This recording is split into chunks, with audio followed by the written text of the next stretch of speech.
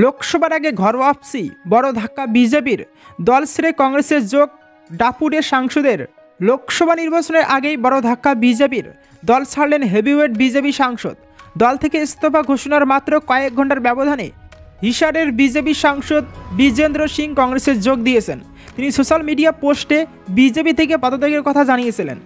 পদত্যাগের পরেই বিজেপি নেতা তথা সাংসদ বিজেন্দ্র সিং কংগ্রেসে যোগ দিতে নয়াদিল্লিতে কংগ্রেস সভাপতি মল্লিকার্জুন খার্গের বাসভবনে হাজির হন। এরপর তিনি কংগ্রেস সভাপতি মল্লিকার্জুন খার্গের সঙ্গে দেখা করে কংগ্রেসে যোগ দেন। সোশ্যাল মিডিয়ায় পোস্টে তিনি তার পদত্যাগের কথা জানিয়েছিলেন। বিজেন্দ্র সিং তার অ্যাকাউন্ট এক্স হ্যান্ডেল এ পোস্ট করে লিখেছিলেন, কিছু রাজনৈতিক কারণে আমি বিজেপি থেকে ইস্তফা দেওয়ার সিদ্ধান্ত নিয়েছি।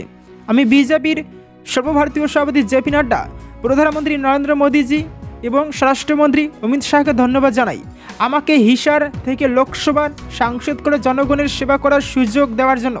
পদত্যাগের ঘোষণার পরপরই তিনি নয়াদিল্লিতে কংগ্রেস সভাপতি মল্লিকার্জুন খার্গের বাসভবনে পৌঁছন এবং বিরোধী দলের যোগ দেন। বিজেন্দ্র সিং প্রাক্তন কেন্দ্রীয় মন্ত্রী বীরেন্দ্র সিংয়ের ছেলে এবং তার পরিবারের কংগ্রেসের সঙ্গে দীর্ঘদিনের সম্পর্ক রয়েছে। 2014 সালের লোকসভা নির্বাচনের আগে তিনি কংগ্রেস ছেড়ে বিজেপিতে যোগ দেন।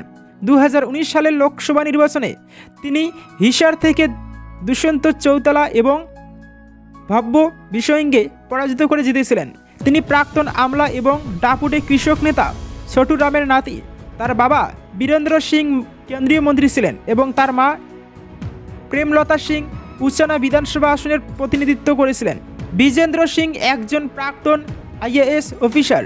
21 বছর দেশের সেবা করার পর স্বেচ্ছা অবসর গ্রহণ করেছিলেন।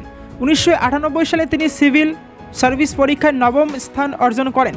বিজেন্দ্র সিং জেএনইউ থেকে আধুনিক ইতিহাসে এমএ করেছেন। তিনি হরিয়ানার জিন্দের বাসিন্দা।